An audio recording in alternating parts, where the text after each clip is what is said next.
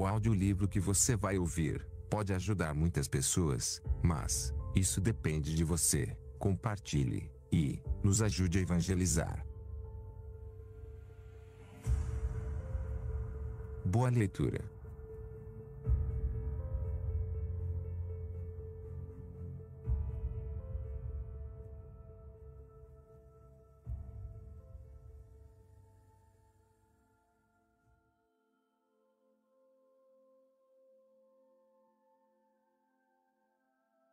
Carta encíclica Libertas Praestantissimum, de Sua Santidade, o Papa Leão XIII.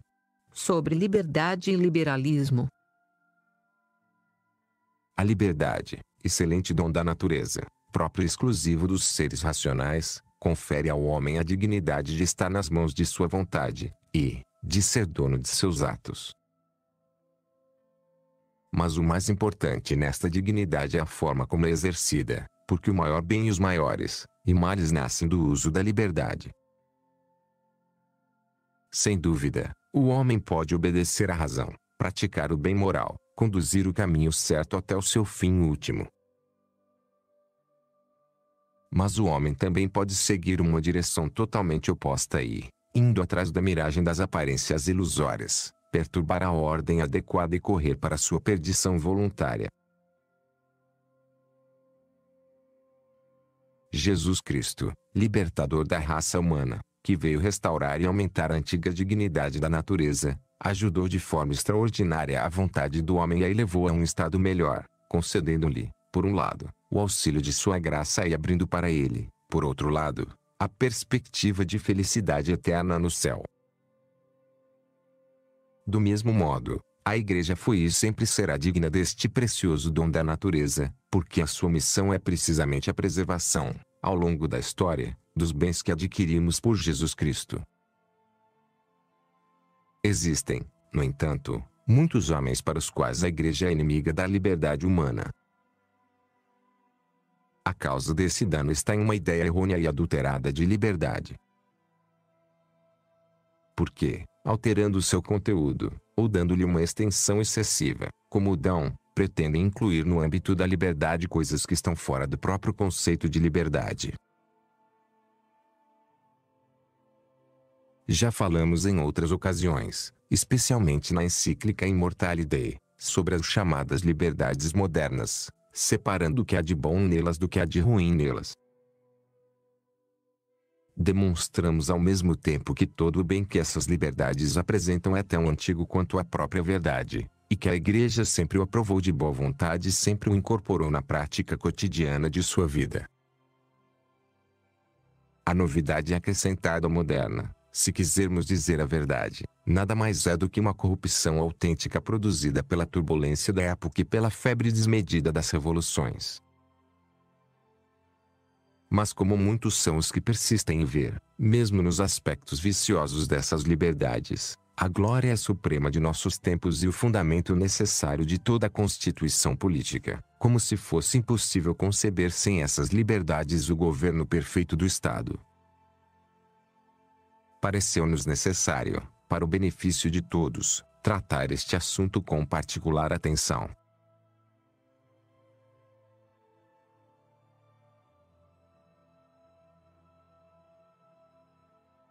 Primeiro, doutrina católica sobre liberdade.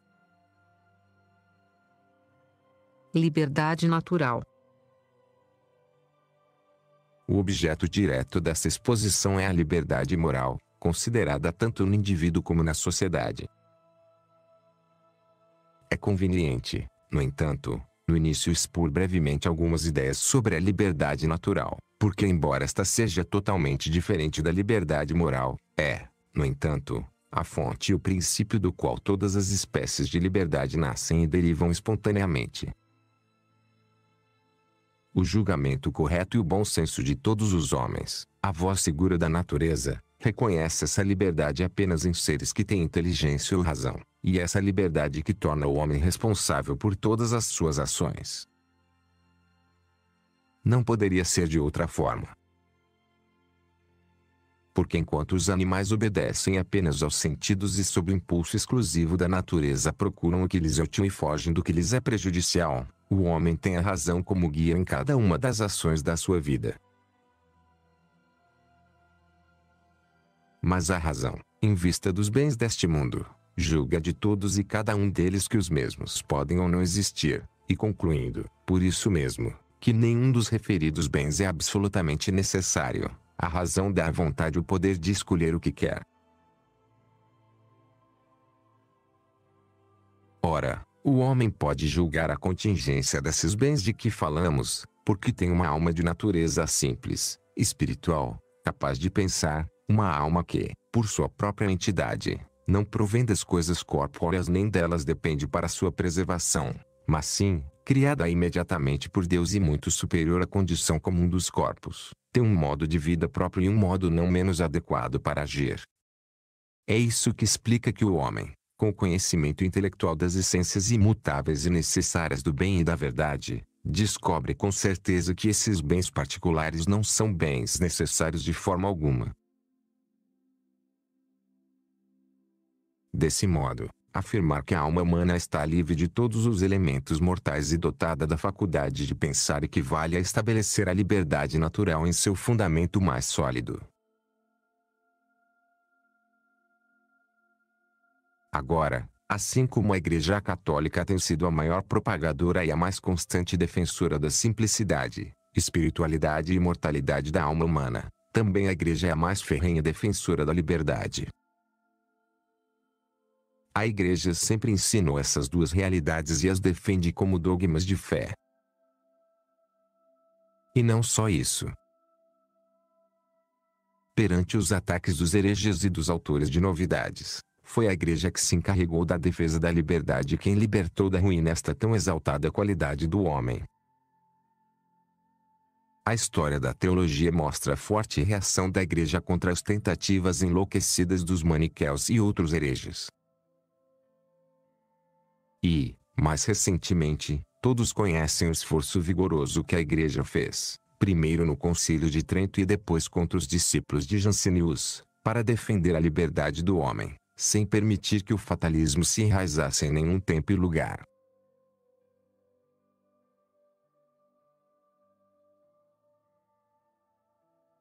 Liberdade moral. A liberdade é, portanto, como já dissemos, patrimônio exclusivo dos seres dotados de inteligência ou razão.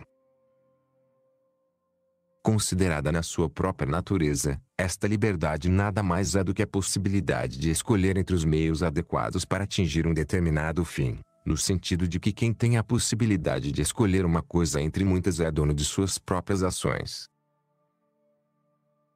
Ora, como tudo o que se escolhe como meio de obter outra coisa pertence ao gênero do chamado bem útil, e o bem por sua própria natureza não tem o poder de mover a vontade, para isso se conclui que a liberdade é própria. Para a vontade, ou mais exatamente, é a própria vontade, na medida em que esta, ao agir, possui a faculdade de escolher. Mas o movimento da vontade é impossível se o conhecimento intelectual não o precede, acendendo-o como uma tocha, isto é, o bem desejado pela vontade é necessariamente bom na medida em que é previamente conhecido pela razão.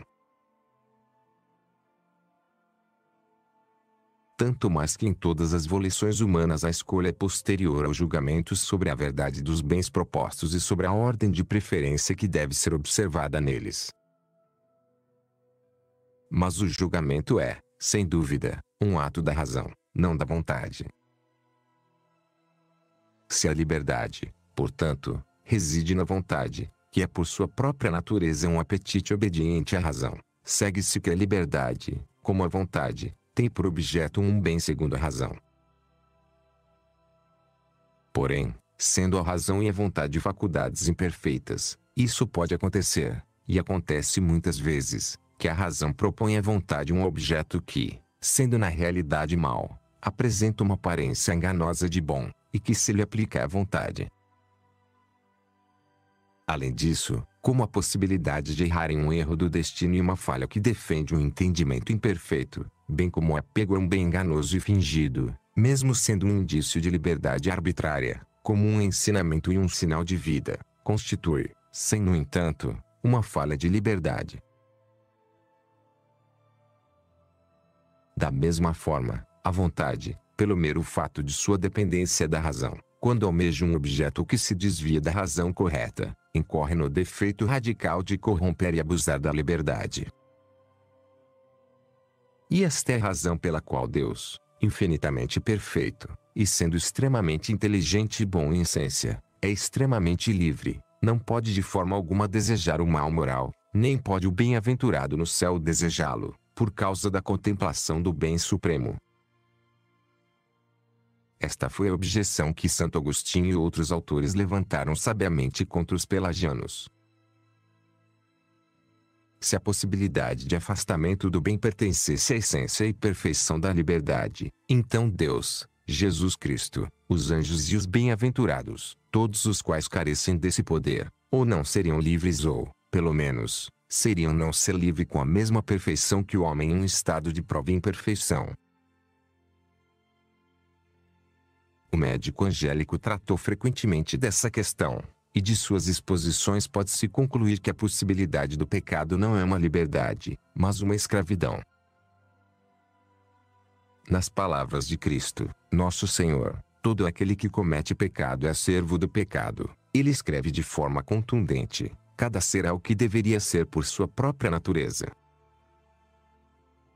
Portanto, quando é movido por um agente externo, não age por sua própria natureza, mas por um impulso externo, que é típico de um escravo. Ora, o homem, por sua própria natureza, é um ser racional. Portanto, quando ele age de acordo com a razão, ele age em virtude de seu próprio impulso e de acordo com sua natureza, na qual consiste precisamente a liberdade. Mas quando ele peca, ele age à margem da razão, e então age da mesma forma como se ele fosse movido por outro e estivesse sujeito ao controle de outro, e por isso quem comete pecado é servo do pecado. Isso era o que a filosofia antiga tinha visto com bastante clareza, especialmente aqueles que ensinavam que só um homem sábio era livre, entendendo pelo sábio, como se sabe, aquele que aprendeu a viver de acordo com a natureza, isto é, de acordo com a moralidade e a moralidade. Virtude.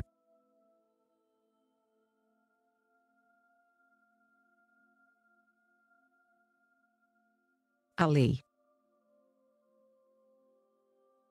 Sendo esta a condição da liberdade humana, a liberdade precisava de proteção e assistência capaz de direcionar todos os seus movimentos para o bem e separá-los do mal. Caso contrário, a liberdade teria sido seriamente prejudicial ao homem. Em primeiro lugar, precisava de uma lei, isto é, uma regra sobre o que fazer e o que evitar. A lei, no sentido próprio, não pode existir nos animais, que agem por necessidade, uma vez que realizam todos os seus atos por instinto natural e não podem adotar qualquer outro modo de ação para si próprios.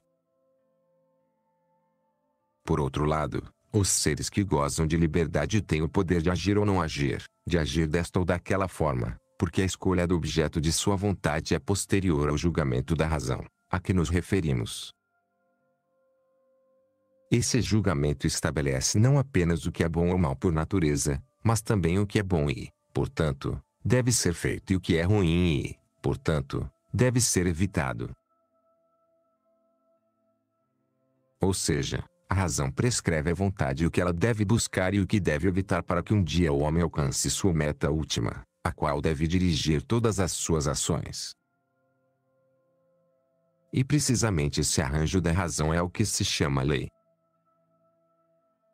Por isso, a justificação da necessidade da lei para o homem deve ser buscada primeiro e radicalmente na própria liberdade, isto é, na necessidade de que a vontade humana não se desvie da razão justa. Não há afirmação mais absurda e perigosa do que esta, que o homem, sendo naturalmente livre, deve viver separado de todas as leis. Pois se essa premissa fosse verdadeira, a conclusão lógica seria que é essencial à liberdade andar em desacordo com a razão, já que o verdadeiro enunciado é o contraditório, ou seja, que o homem, justamente por ser livre, deve viver sujeito à lei. Desse modo, é a lei que guia o homem em sua ação e é a lei que move o homem, com o incentivo da recompensa e com o medo do castigo, a fazer o bem e evitar o mal. Tal é o princípio de todas as leis, a lei natural, escrita e gravada no coração de cada homem, porque é a mesma razão humana que comanda o homem a fazer o bem e proíbe o homem de fazer o mal. Mas este preceito da razão humana não poderia ter força de lei se não fosse o órgão e intérprete de outra razão superior, a qual nosso entendimento e nossa liberdade devem estar sujeitos. Porque a função da lei é impor obrigações e atribuir direitos, a lei depende inteiramente da autoridade, ou seja, de um poder capaz de estabelecer obrigações, atribuir direitos e também sancionar, por meio de recompensas e punições, as ordens dadas. Coisas que são obviamente impossíveis se fosse o homem que, como legislador supremo, se desse a regra normativa de suas próprias ações. Segue, então, do que foi dito que a lei natural é a mesma lei eterna que, gravada nos seres racionais, os inclina para as obras e fins que lhes são próprios, lei eterna que é, por sua vez, a razão eterna de Deus, Criador e governante de todo o universo.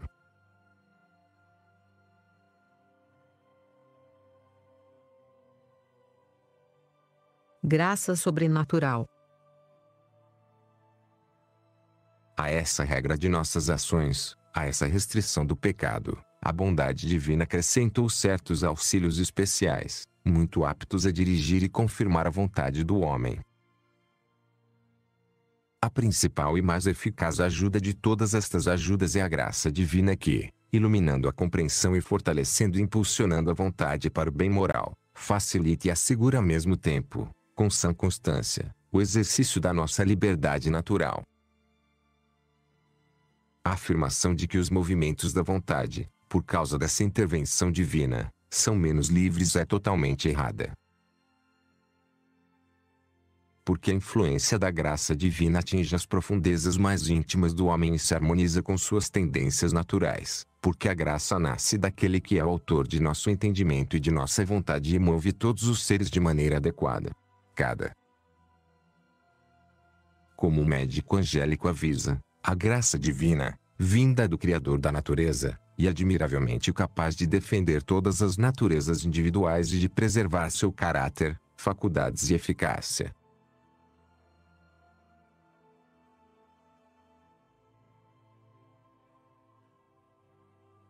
Liberdade moral social. O que foi dito sobre a liberdade de cada indivíduo é facilmente aplicável aos homens unidos na sociedade civil. Porque o que a razão e a lei natural fazem em cada homem, a lei humana, promulgada para o bem comum dos cidadãos, faz o mesmo com os associados. Dentre essas leis humanas, há algumas cujo objeto consiste no que é bom ou mal por natureza, acrescentando ao preceito de praticar o bem e evitar o mal a devida sanção.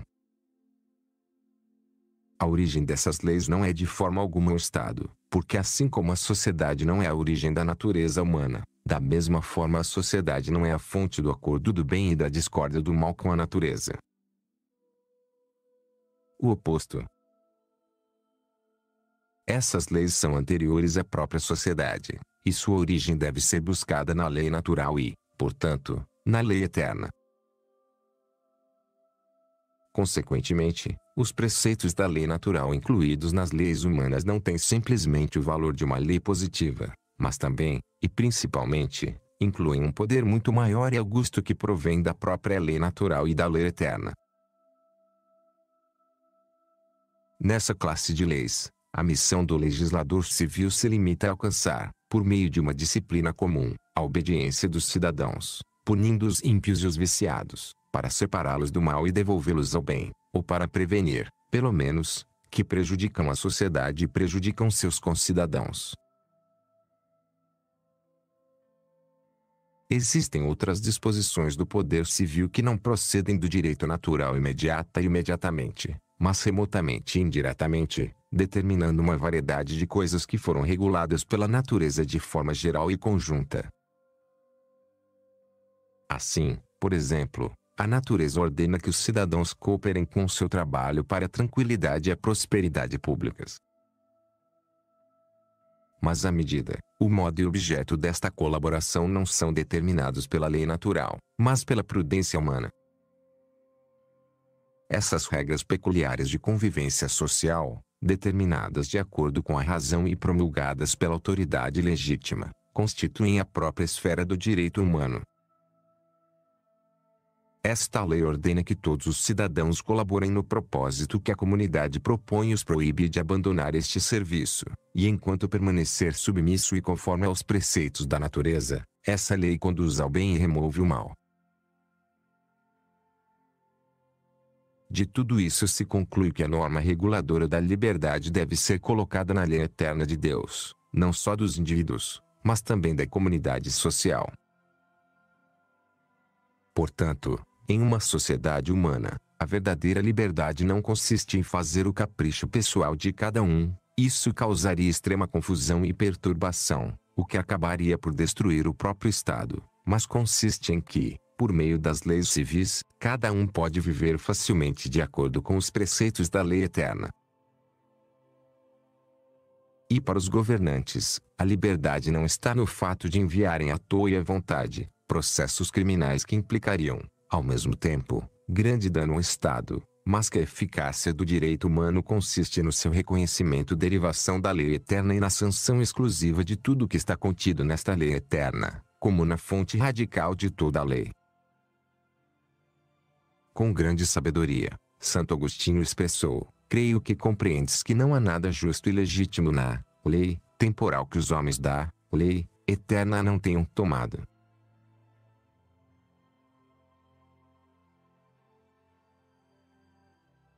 Se, portanto, temos uma lei instituída por qualquer autoridade, e esta lei é contrária à razão justa e perniciosa para o Estado, sua força jurídica é nula, porque não é uma regra de justiça e porque separa os homens dos bons para qual o Estado foi estabelecido. Portanto, a natureza da liberdade humana, qualquer que seja o campo em que a consideremos, nos indivíduos ou na comunidade, nos governantes ou nos governados, inclui a necessidade de obedecer a uma razão suprema e eterna, que não é outra senão a autoridade de Deus impondo seus mandamentos e proibições. E esse justo domínio de Deus sobre os homens está tão longe de suprimir ou mesmo enfraquecer a liberdade humana, que o que faz é exatamente o contrário, defendê-la e aperfeiçoá-la, porque a verdadeira perfeição de todo ser criado consiste em cuidar de seu próprio fim e alcançá-lo. Agora, o fim supremo ao qual a liberdade humana deve aspirar não é outro senão o próprio Deus.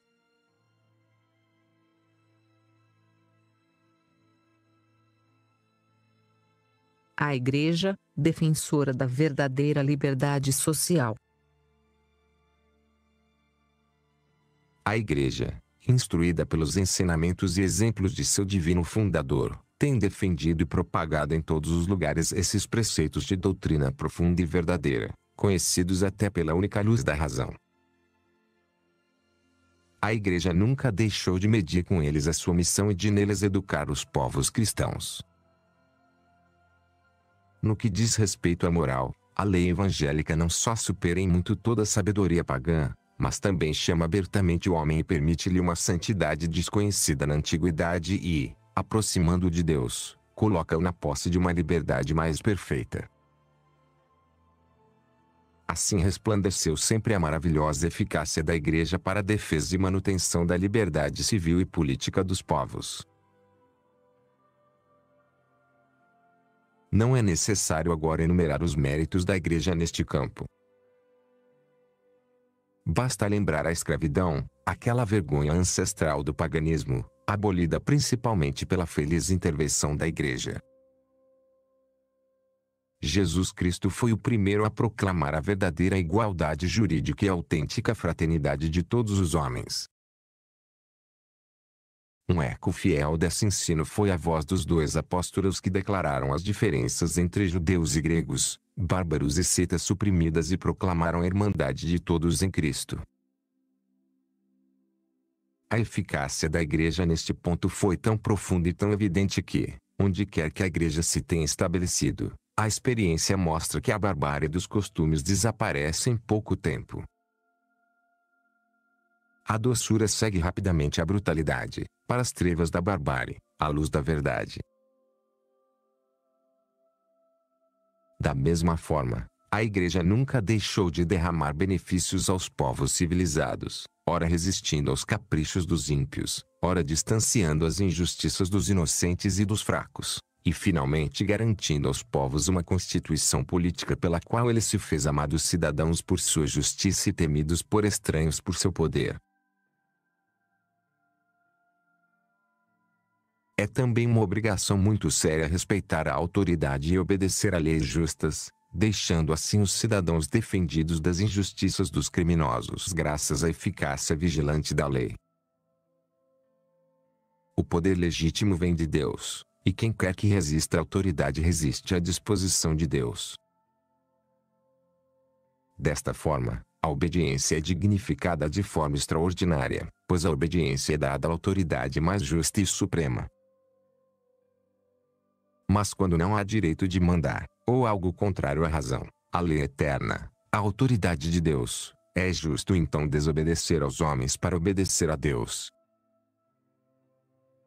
Com a porta para a tirania assim fechada, ela não será absorvida por todo o Estado. Os direitos de cada cidadão, os direitos da família, os direitos de todos os membros do Estado serão salvaguardados, e todos terão ampla participação na verdadeira liberdade, que consiste, como já mostramos, em poder viver cada um de acordo com as leis e de acordo com a razão certa.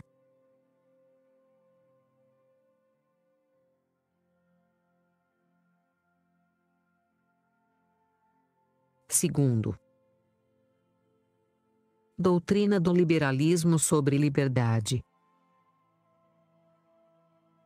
Se quem fala de liberdade a cada passo entendido por tal a boa e legítima liberdade que acabamos de descrever, ninguém ousaria acusar a Igreja, com a injusta censura que dela fazem, de ser inimiga da liberdade dos indivíduos e da liberdade do Estado.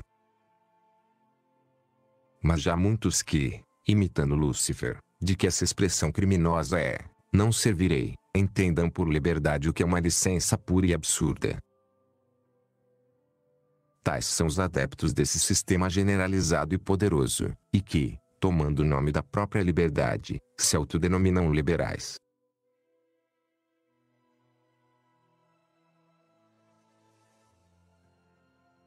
Liberalismo de primeiro grau. O naturalismo ou racionalismo na filosofia coincide com o liberalismo na moral e na política, uma vez que os seguidores do liberalismo aplicam à moralidade e à prática da vida os mesmos princípios estabelecidos pelos defensores do naturalismo. Ora, o princípio fundamental de todo racionalismo é a soberania da razão humana, que, negando a obediência pela razão divina e eterna e declarando-se independente, torna-se o princípio supremo, fonte exclusiva e único juiz da verdade. Esta é a afirmação dos mencionados seguidores do liberalismo. Segundo eles, não há autoridade divina a ser obedecida na vida prática, cada cidadão é sua própria lei. Daí nasce aquela chamada moral independente, que, ao separar a vontade, a pretexto da liberdade, da observância dos mandamentos divinos, concede ao homem uma licença ilimitada. As consequências finais dessas declarações, especialmente na ordem social, são fáceis de ver. Porque, quando o homem está convencido de que não tem superior sobre si mesmo, a conclusão imediata é colocar a causa eficiente da comunidade civil e política não em um princípio externo ou superior ao homem, mas no livre-arbítrio de cada um, derivar o poder político da multidão como fonte primária. E assim como a razão individual é para o indivíduo em sua vida privada a única norma reguladora de sua conduta, Da mesma forma que a razão coletiva deve ser para todos a única regra normativa na esfera da vida pública. Daí o número como força decisiva e a maioria como criador exclusivo do direito e do dever. Todos esses princípios e conclusões estão em contradição com a razão. O que foi dito acima prova isso. Porque a afirmação de que não há vínculo entre o homem ou o Estado e Deus, Criador e, portanto, Legislador Supremo e Universal, é totalmente contrária à natureza. E não apenas essa tendência é contrária à natureza humana, mas também a toda a natureza criada. Porque todas as coisas criadas devem necessariamente estar ligadas a algum vínculo com a causa que as criou. É necessário para todas as naturezas de pertence à perfeição própria de cada uma delas permanecer no lugar e no grau que a ordem natural lhes atribui, isto é, que o ser inferior se submete e obedeça ao ser superior a ele. Mas essa doutrina também é extremamente prejudicial, tanto para os indivíduos quanto para os estados. Porque, se o juízo da verdade e do bem fica exclusivamente nas mãos da razão humana deixada a si mesma, toda a diferença objetiva entre o bem e o mal desaparece, o vício e a virtude não mais se distinguem na ordem da realidade, mas apenas no julgamento subjetivo de cada indivíduo, por mais que seja lícito e uma moralidade impotente estabelecida para conter e acalmar as paixões desordenadas da alma, a porta se abrirá espontaneamente para todos os tipos de corrupção.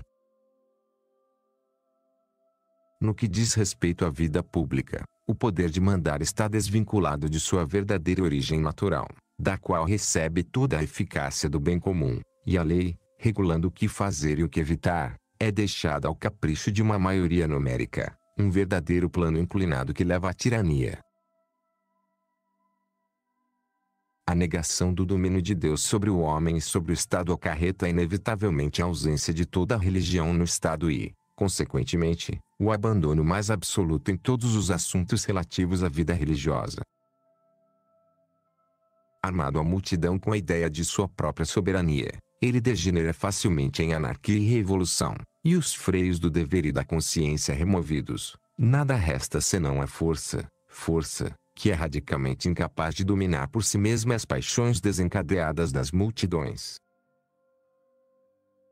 Temos evidências convincentes de todas essas consequências na luta diária contra os socialistas e revolucionários, que há muito lutam para abalar os próprios alicerces do Estado. Analise, então, e determine os julgamentos corretos da realidade se esta doutrina é benéfica para a verdadeira liberdade digna do homem ou se é antes uma teoria corruptora e destrutiva dessa liberdade.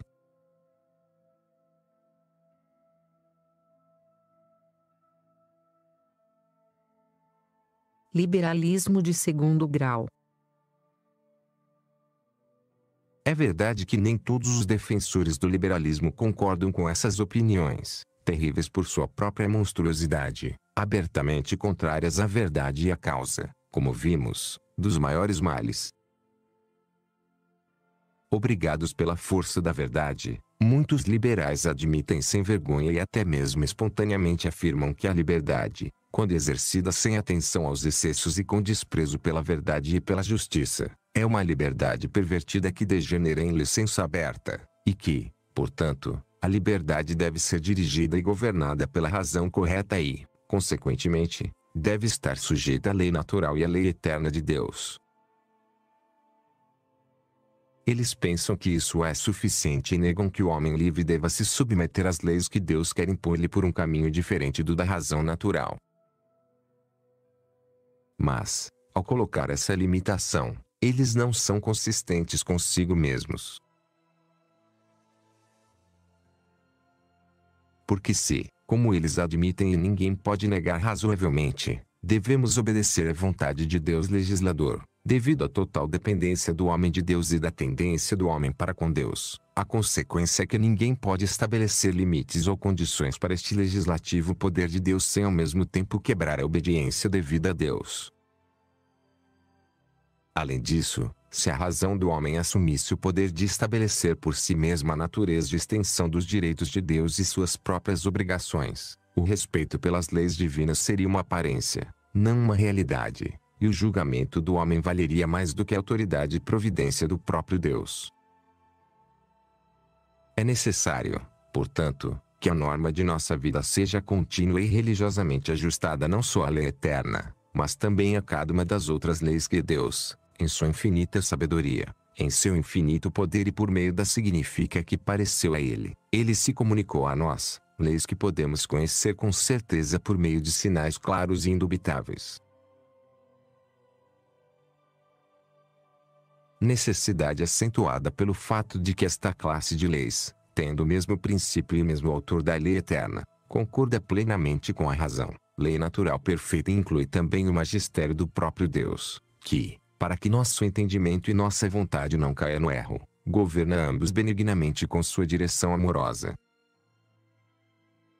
Que aquilo que não pode e não deve ser separado, portanto, permaneça santo e inviolavelmente unido, e sirva a Deus em todas as coisas, como a própria razão natural ordena, com toda submissão e obediência.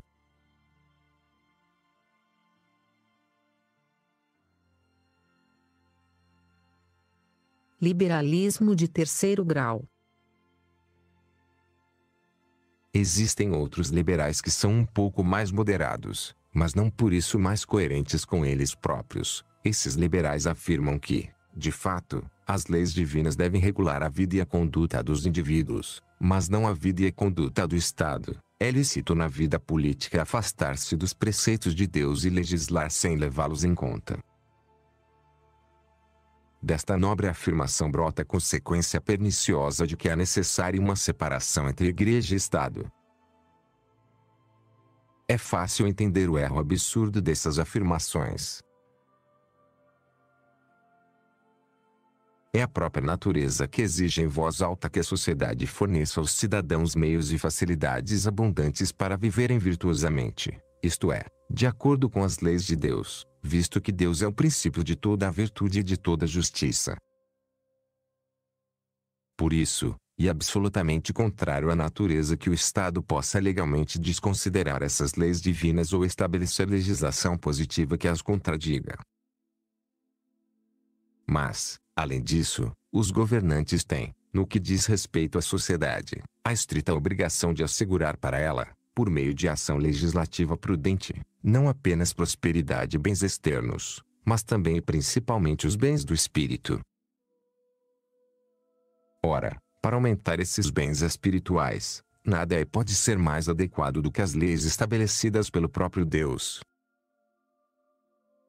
Por isso, os governantes estaduais que pretendem ignorar as leis divinas desviam o poder político de sua própria instituição e da ordem imposta pela própria natureza. Mas há outro fato importante, que nós mesmos sublinhamos mais de uma vez em outras ocasiões: o poder político e o poder religioso, embora tenham fins e meios especificamente diferentes, devem, no entanto, necessariamente, no exercício de suas respectivas funções, encontrar-se algumas vezes.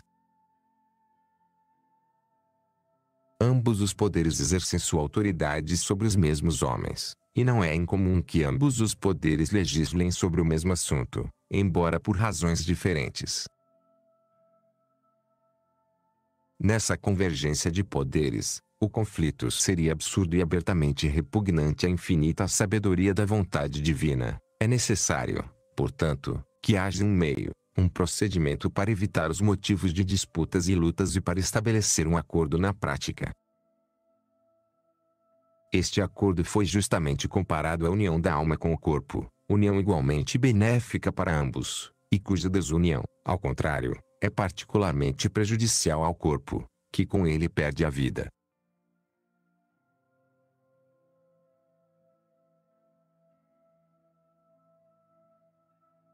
Terceiro, as conquistas do liberalismo. Liberdade de crença.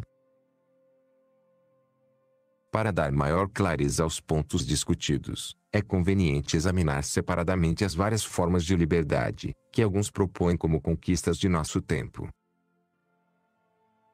Em primeiro lugar, examinemos, em relação aos indivíduos, aquela liberdade tão contrária à virtude da religião, a chamada liberdade de culto, liberdade fundada na tese de que cada um pode, a seu critério, professar a religião que deseja. Prefere ou não. Professa nenhum. Esta tese é contrária à verdade. Por causa de todas as obrigações do homem, a maior e mais sagrada é, sem dúvida, aquela que nos manda dar a Deus o culto da religião e da piedade. Este dever é consequência necessária de nossa dependência perpétua de Deus, nosso governo por Deus e nossa origem primeira e fim supremo, que é Deus. Deve-se acrescentar também que sem a virtude da religião nenhuma virtude autêntica é possível, porque a virtude moral é aquela cujos atos têm por objeto tudo que nos conduz a Deus, considerado o bem supremo e último do homem, e, por isso, a religião, cuja função é realizar tudo o que tem como meta direta e imediata a honra de Deus. 9. É a rainha e o governo de todas as virtudes. E se alguém pergunta qual é a religião a ser seguida entre tantas religiões opostas, a resposta é dada em uníssono pela razão e pela natureza, a religião que Deus ordenou, e que é facilmente reconhecível por meio de certas notas externas com a divina providência quis distingui-lo, para evitar um erro que, numa questão de tal transcendência, teria consequências desastrosas. Por isso, conceder ao homem esta liberdade de culto de que falamos equivale a conceder-lhe o direito de desnaturar impunemente uma obrigação santíssima e de ser infiel a ela, abandonando o bem para se render ao mal. Isso, já dissemos, não é liberdade, é uma depravação da liberdade e uma escravidão da alma entregue ao pecado. Considerada do ponto de vista social e político, esta liberdade de culto visa que o Estado não preste nenhum culto a Deus nem autorize nenhum culto público, que nenhum culto seja preferido a outro, que todos gozem dos mesmos direitos e que o povo signifique nada quando você professa a religião católica. Para que essas reivindicações tivessem êxito, seria necessário que os deveres do Estado para com Deus fossem nulos ou, pelo menos, pudessem ser violados impunemente pelo Estado. Ambas as suposições são falsas. Porque ninguém pode duvidar que a existência da sociedade civil é obra da vontade de Deus, se esta sociedade é considerada nos seus membros, já na sua forma, que é a autoridade, já na sua causa, já nos copiosos benefícios que proporciona ao homem. Foi Deus quem tornou o homem sociável e o colocou no meio dos seus semelhantes, para que as exigências naturais que só ele não pode cumprir sejam satisfeitas na sociedade. Por isso é necessário que o Estado, pelo simples fato de ser uma sociedade, reconheça a Deus como Pai e Autor e reverencie-o de seu poder e domínio. Justiça e razão proíbem, portanto, o ateísmo do Estado, ou, o que seria equivalente ao ateísmo, o indiferentismo do Estado em questões religiosas, e a igualdade jurídica indiscriminada de todas as religiões. Sendo, portanto, necessária no Estado a profissão pública de uma religião, o Estado deve professar a única religião verdadeira, que é facilmente reconhecível, especialmente nos povos católicos, visto que nela aparecem como gravados os caracteres distintivos da verdade. Esta é a religião que os governantes devem preservar e proteger, se desejam servir a comunidade política com prudente utilidade, como é a sua obrigação. Porque o poder político foi constituído em benefício dos governados. E embora o objetivo imediato de sua ação seja proporcionar aos cidadãos a prosperidade desta vida terrena, no entanto, ela não deve diminuir, mas aumentar as facilidades para o cidadão alcançar o bem supremo e último, no qual a bem-aventurança eterna do homem mentiras, e as quais não pode alcançar se a religião for negligenciada. Já falamos muito sobre esse ponto em outras ocasiões. Agora, queremos apenas fazer um aviso: a liberdade de culto é muito prejudicial para a verdadeira liberdade, tanto dos governantes quanto dos governados. A religião, por outro lado, é extremamente benéfica para essa liberdade, porque coloca em Deus a primeira fonte de poder e impõe aos governantes com a autoridade máxima a obrigação de não esquecer seus deveres, de não governar com injustiça ou aspereza, e governar os povos com bondade e com amor quase paternal. Por outro lado, a religião comanda os cidadãos a se submeterem a poderes legítimos como representantes de Deus e os une aos governantes não apenas pela obediência, mas também com respeito amoroso, proibindo todas as revoluções.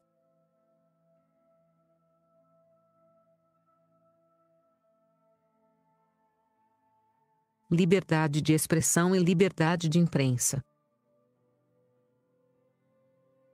Digamos agora algumas palavras sobre a liberdade de expressão e a liberdade de imprensa. É quase desnecessário afirmar que o direito a essa liberdade não existe quando é exercido sem moderação, ultrapassando todas as restrições e todos os limites. Porque o direito é uma faculdade moral que, como já dissemos e devemos repetir com insistência, não podemos supor concedida pela natureza da mesma forma a verdade e o erro, a virtude e ao vício. Existe o direito de propagar na sociedade, com liberdade e prudência, tudo verdadeiro e tudo virtuoso para que o maior número possível de cidadãos possa participar das vantagens da verdade e do bem. Mas as falsas opiniões, a doença mortal máxima da compreensão humana, e os vícios corruptores do espírito e da moral pública devem ser reprimidos pelo poder público para evitar sua disseminação gradual, extremamente prejudicial à própria sociedade. Os erros dos intelectuais depravados exercem uma verdadeira tirania sobre as massas e devem ser reprimidos pela lei com a mesma energia que qualquer outro crime infligido com violência aos fracos. Essa repressão é ainda mais necessária, porque a grande maioria dos cidadãos não pode de modo algum, ou no máximo com grande dificuldade, se precaver contra os artifícios do estilo e as sutilezas da dialética, especialmente quando estas e aquelas são usadas para bajular as paixões. Se permissão ilimitada para falar e escrever for concedida a todos, nada permanecerá sagrado e inviolável.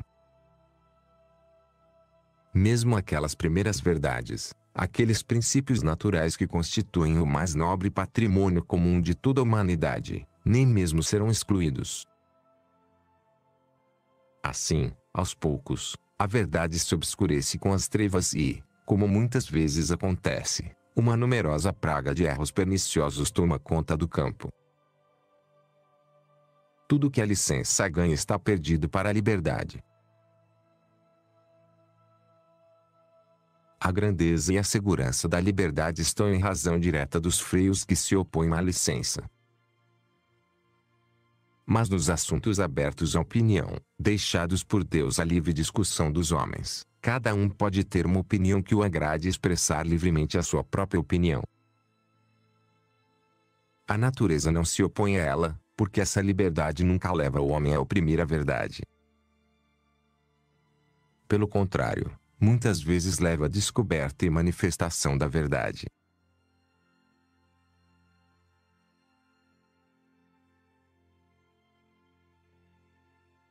Liberdade de ensino. Em relação à chamada liberdade de ensino, o julgamento que deve ser feito é muito semelhante. Só a verdade deve penetrar no entendimento, porque na verdade as naturezas racionais encontram seu bem, seu fim e sua perfeição. Por isso, a doutrina dada tanto aos ignorantes como aos sábios deve ter como objeto exclusivo a verdade, para dirigir os primeiros ao conhecimento da verdade e manter os segundos na posse da verdade. Este é o fundamento da obrigação primária de quem ensina, extirpar mal-entendidos e realmente bloquear o caminho para falsas teorias. É evidente, portanto, que a liberdade de que estamos tratando, ao reivindicar o direito de ensinar tudo à vontade, está em flagrante contradição com a razão e tende por sua própria natureza a mais completa perversão dos espíritos. O poder público não pode garantir à sociedade essa liberdade de educação sem violar seus próprios deveres. Proibição cujo rigor aumenta por duas razões: porque a autoridade do professor é muito grande perante os ouvintes e porque são poucos os discípulos que podem julgar por si próprios se o que o professor explica é verdadeiro ou falso. Portanto, é necessário que também essa liberdade, para ser virtuosa, seja circunscrita em certos limites, a fim de evitar que a educação se transforme em instrumento de corrupção impunemente. Ora, a verdade, que deve ser o único objeto de ensino, é de duas espécies: uma, natural; outro, sobrenatural. As verdades naturais, às quais pertencem os princípios naturais e as conclusões imediatas delas derivadas pela razão, constituem a herança comum da humanidade e o firme fundamento sobre o qual repousam a moralidade, a justiça, a religião e a própria sociedade. Por isso, não há maior impiedade, não há mais loucura desumana do que permitir a violação e desintegração deste patrimônio com impunidade. Com não menos reverência, deve ser preservado o tesouro precioso e sagrado das verdades que Deus nos deu a conhecer por revelação. Os principais capítulos desta revelação são demonstrados por muitos argumentos de valor extraordinário, frequentemente usados por apologistas.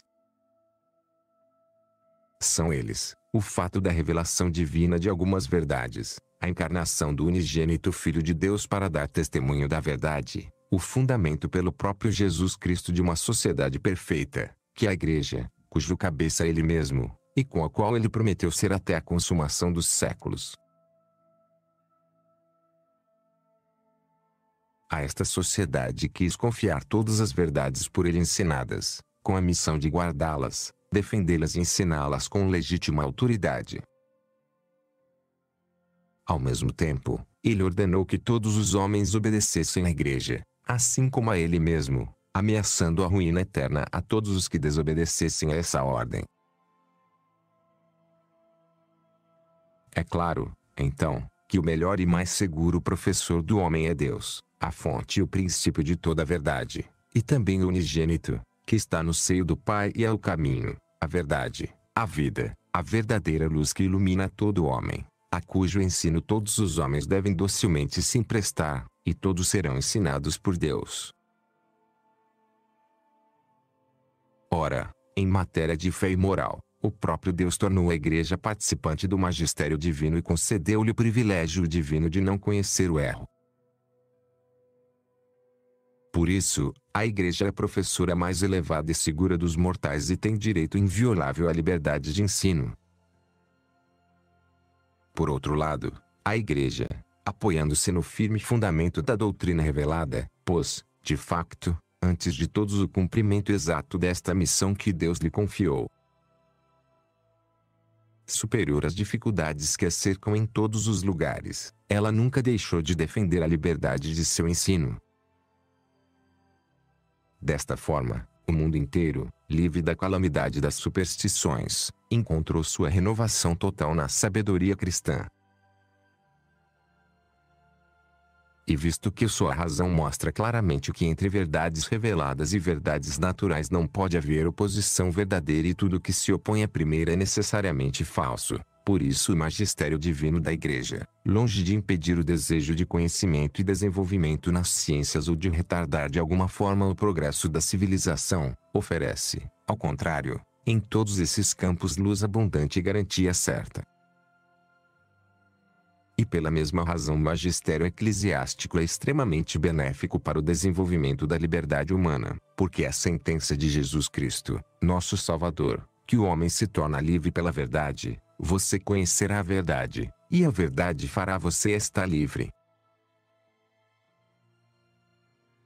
Não há, portanto, nenhuma razão para a legítima liberdade de se indignar ou para a verdadeira ciência enganar as justas e devidas leis que a Igreja e a razão igualmente exigem para regulamentar as ciências humanas. Além disso, a Igreja, como mostra a experiência a cada passo, ao fazê-lo com o propósito primordial de defender a fé cristã, também procura promover e fazer avançar todas as ciências humanas. O bem-estar em si mesmo, e a beleza e a elegância do estilo são louváveis e desejáveis. E todo conhecimento científico que vem de um julgamento correto e está de acordo com a ordem objetiva das coisas, presta um grande serviço ao esclarecimento das verdades reveladas.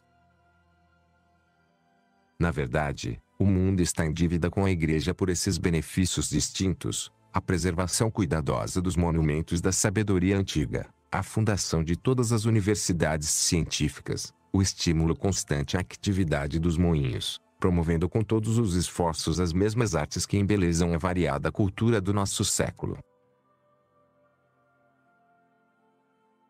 Finalmente, não devemos esquecer que um imenso campo permanece aberto ao homem, em que eles podem estender sua indústria e livremente exercer sua engenhosidade, todo aquele conjunto de assuntos que não tem conexão necessária com a fé e a moral cristã, ou que a Igreja, sem fazer uso de sua autoridade, deixa inteiramente ao julgamento dos sábios. Destas considerações decorre a natureza da liberdade de educação que os seguidores do liberalismo exigem e propagam com igual zelo. Por um lado, concedem a si próprios e ao Estado uma liberdade tão grande que não hesitam em dar passagem livre aos erros mais perigosos. E, por outro lado, colocam mil obstáculos à Igreja e restringem ao máximo a sua liberdade, sendo que da doutrina da Igreja não há que temer qualquer mal, mas, pelo contrário, tudo se pode esperar de classe de mercadorias.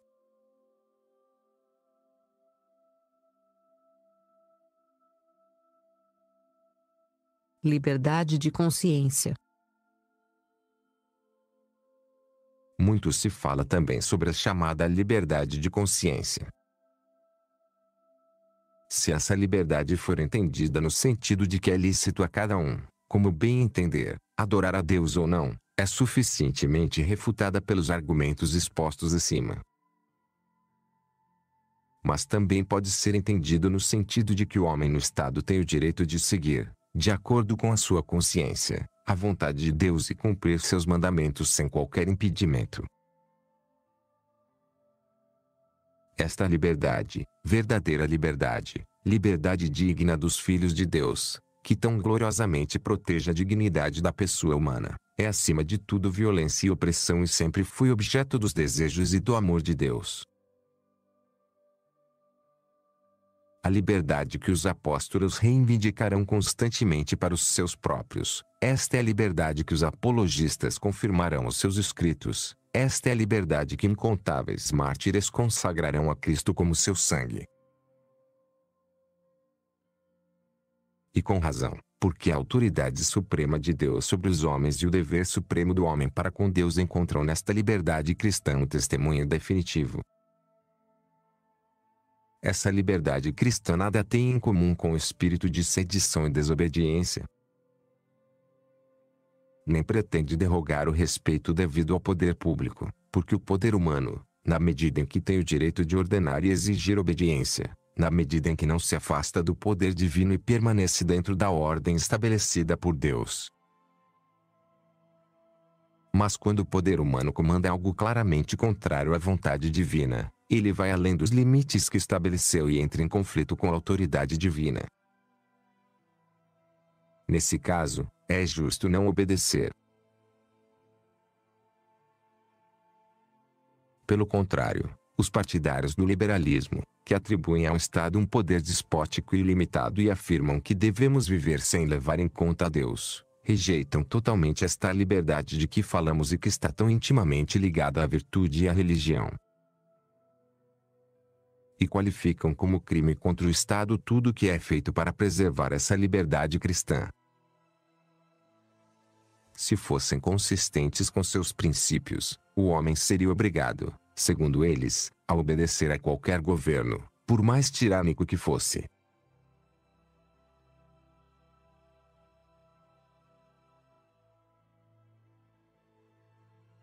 Quarto, a tolerância. A Igreja deseja ardentemente que estes ensinamentos cristãos, que expusemos brevemente, penetrem e sejam praticados em todos os níveis da sociedade. Todos esses ensinamentos têm uma eficácia maravilhosa para remediar os males atuais não poucos nem desprezíveis, nascidos em grande parte daquelas mesmas liberdades que, proclamadas com tantos ditirambos, pareciam abrigar em si as sementes do bem-estar e da glória. Essas esperanças foram frustradas pelos fatos. Em vez de frutos agradáveis e saudáveis, colhemos frutos amargos e corrompidos. Se o remédio é procurado, deve-se buscá-lo no restabelecimento de princípios saudáveis, dos quais só exclusivamente a preservação da ordem e a garantia, portanto, da verdadeira liberdade pode ser confiável. Não obstante, a Igreja assume a responsabilidade materna pelo grave peso das fraquezas humanas. A Igreja não ignora a trajetória que descreve a história espiritual e política de nossos tempos. Por isso, mesmo concedendo direitos única e exclusivamente à verdade e à virtude, a Igreja não se opõe, porém, à tolerância dos poderes públicos de algumas situações contrárias à verdade e à justiça para evitar um mal maior ou maior, bem maior. O próprio Deus, em sua providência, embora sendo infinitamente bom e onipotente, permite, no entanto, a existência de alguns males no mundo, em parte para que coisas boas maiores não sejam impedidas e em parte para que males maiores não sigam. É justo imitar o governo político que governa o mundo. Além disso, visto que a autoridade humana não pode prevenir todos os males, ela deve permitir e deixar impunes muitas coisas que são, não obstante, justamente punidas pela providência divina.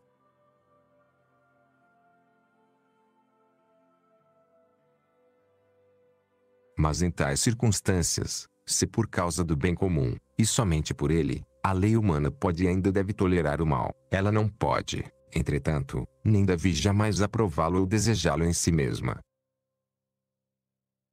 Porque o mal é, por sua própria essência, privação de um bem, é contrário ao bem comum, que o legislador deve buscar e defender com o máximo de sua capacidade.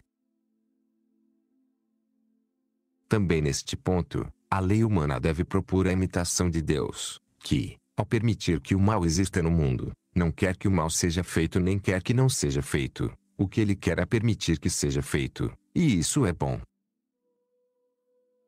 Julgamento do médico angélico, que resume em poucas palavras toda a doutrina sobre a tolerância do mal.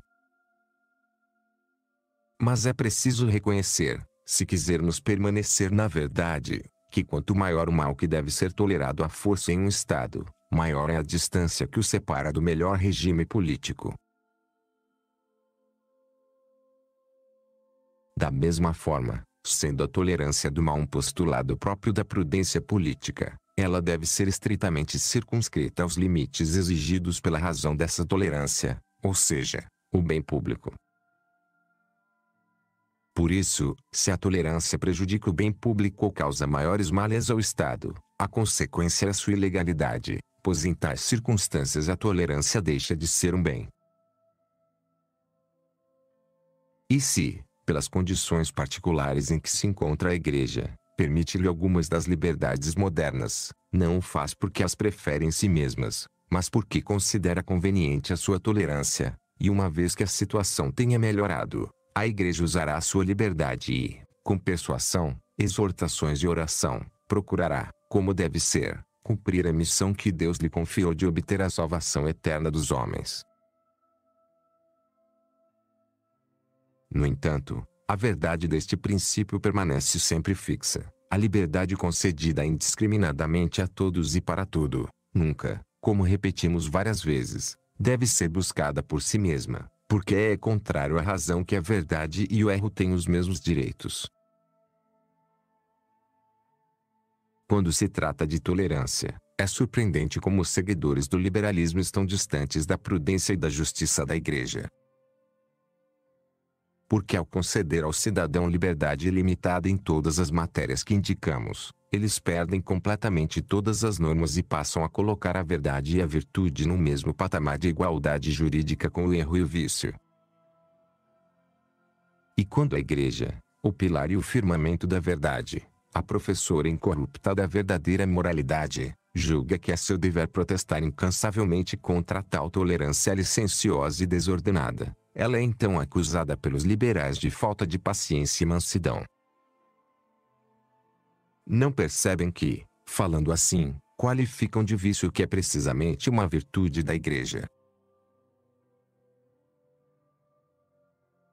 Por outro lado, esses grandes pregadores da tolerância são, na prática, estreitos e intolerantes no que diz respeito ao catolicismo.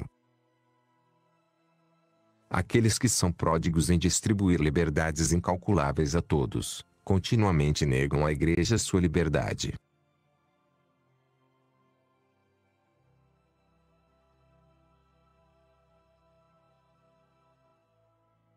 Quinto. Julgamento crítico sobre as diferentes formas de liberalismo. Por uma questão de clareza, vamos recapitular brevemente a declaração feita e deduzir as consequências práticas. O núcleo essencial é o seguinte: e absolutamente necessário que todo homem permaneça sob a efetiva e constante dependência de Deus. Portanto, uma liberdade humana não submissa a Deus e sujeita à sua vontade é totalmente inconcebível. Negar a Deus esse domínio supremo ou recusar-se a aceitá-lo não é liberdade, mas abuso da liberdade e rebelião contra Deus. Essa é precisamente a disposição da mente que origina e constitui o mal fundamental do liberalismo. No entanto, existem várias formas que esta se apresenta, pois a vontade pode ser separada da obediência devida a Deus ou da obediência devida àqueles que participam da autoridade divina, de muitas maneiras e em graus muito diversos. A maior perversão da liberdade, que é ao mesmo tempo a pior espécie de liberalismo, consiste em rejeitar completamente a autoridade suprema de Deus e negar-lhe toda a obediência, tanto na vida pública como na vida privada e doméstica. Tudo o que discutimos até agora se refere a esse tipo de liberalismo.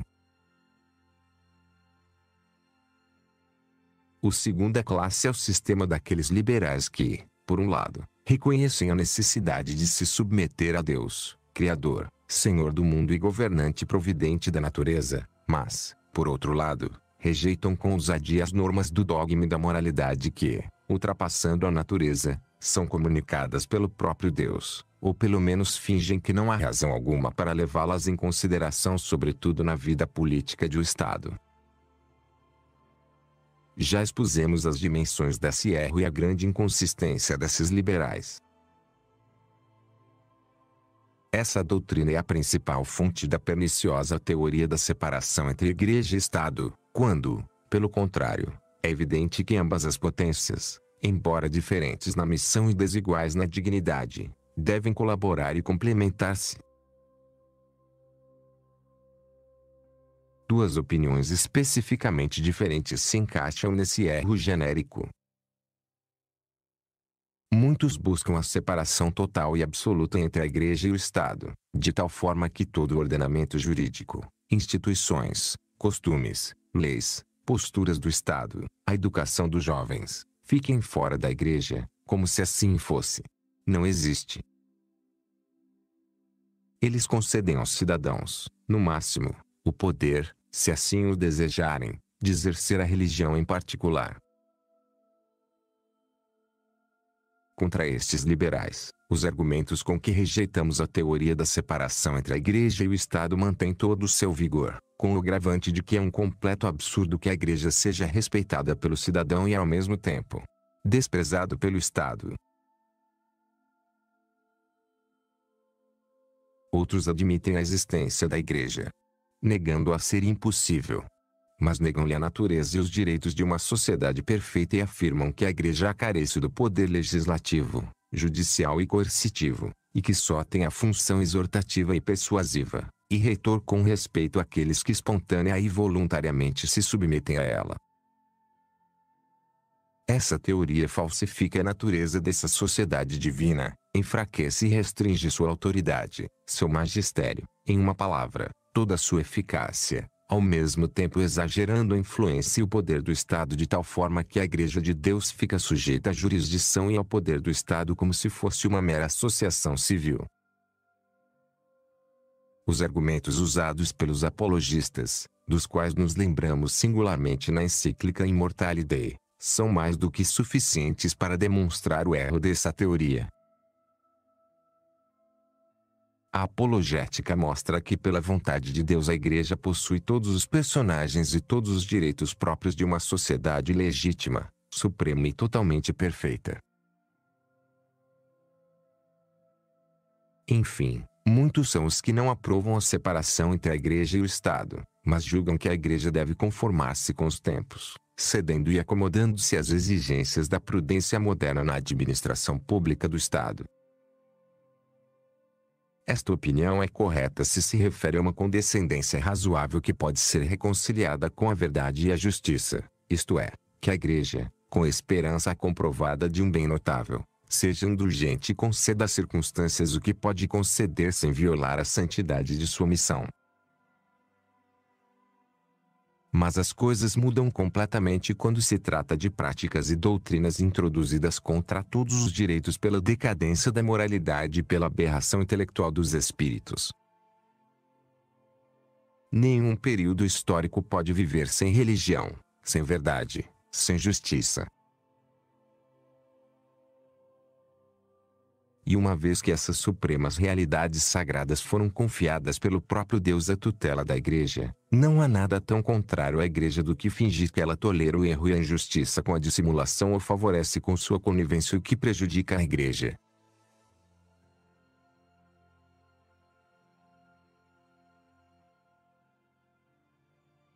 Sexto. Aplicações práticas de um caráter geral. Das considerações anteriores, segue-se que é totalmente ilegal pedir, defender, conceder liberdade de pensamento, de imprensa, de ensino, de culto, bem como muitos outros direitos conferidos pela natureza ao homem. Porque se o homem realmente tivesse recebido esses direitos da natureza, ele teria o direito de rejeitar a autoridade de Deus e a liberdade humana não poderia ser limitada por nenhuma lei. Deve-se notar também que essas liberdades, se houver causas justas, podem ser toleradas, mas dentro de certos limites, para que não degenere em desordem insolente. Onde essas liberdades vigoram, os cidadãos as usam para o bem, mas pensam nelas como a Igreja pensa. Uma liberdade não deve ser considerada legítima, exceto quando supõe um aumento na facilidade de viver de acordo com a virtude. Fora deste caso, nunca. Onde já existe ou onde a existência de um governo que tem a nação injustamente oprimida pela violação ou priva a força a Igreja de sua devida liberdade está ameaçada, é lícito procurar para o Estado outra organização política mais moderada, sob a qual ele pode ser agir livremente. Neste caso, não se pretende uma liberdade moderada e viciosa, busca-se alívio para o bem comum de todos. O objetivo é apenas garantir que, quando uma licença para o mal é concedida, o direito de fazer o bem não seja impedido. Tampouco é proibido em se preferir para o Estado uma forma de governo moderada pelo elemento democrático, salva sempre a doutrina católica sobre a origem e o exercício do poder político. A Igreja não condena nenhuma forma de governo, desde que a utilidade dos cidadãos seja adequada a si mesma. Mas exige, de acordo com a natureza, que cada uma dessas formas se estabeleça sem prejudicar ninguém e, sobretudo, no pleno respeito aos direitos da Igreja. é bom participar da vida política, a menos que em alguns lugares, devido às circunstâncias de tempo e situação, outra conduta seja imposta. Além disso, a Igreja aprova a colaboração pessoal de todos na sua obra pelo bem comum e que cada um, nas medidas das suas forças, busque a defesa, a conservação e a prosperidade do Estado. Nem a Igreja condena o desejo de se libertar do domínio de uma potência estrangeira ou de um tirano, desde que esse desejo possa ser realizado sem violar a justiça. Nem repreende finalmente aqueles que garantem que os estados vivam de acordo com a sua própria legislação e que os cidadãos gozem de meios mais amplos para aumentar o seu bem-estar. A Igreja sempre foi a defensora mais fiel das liberdades cívicas moderadas. Isso é demonstrado sobretudo pelas cidades da Itália, que alcançaram, sob o governo municipal, prosperidade, riqueza e nome glorioso naqueles tempos em que a influência salutar da Igreja havia penetrado sem oposição em todas as partes do Estado. Estes ensinamentos, venerados irmãos, que, ditados ao mesmo tempo pela fé e pela razão, vos transmitimos no cumprimento do nosso ofício apostólico, esperamos que sejam fecundos para muitos, especialmente quando unir os vossos esforços aos nossos. Com humildade de coração, levantamos nossos olhos suplicantes a Deus e com todo fervor pedimos-lhe que gentilmente conceda aos homens a luz de sua sabedoria e conselho, para que, fortalecidos por sua virtude, possam fazer coisas tão importantes. Ver a verdade e viver de acordo com a verdade, tanto na vida privada como na vida pública, em todos os momentos e com inabalável constância. Como penhor desses dons celestiais e testemunho de nossa benevolência, para vocês, veneráveis irmãos, e para o clero e povo que vocês governam, damos afetuosamente nossa bênção apostólica no Senhor. Dado em Roma, junto com São Pedro, em 20 de junho de 1888, 11º ano do nosso pontificado. Santo Papa Leão XIII.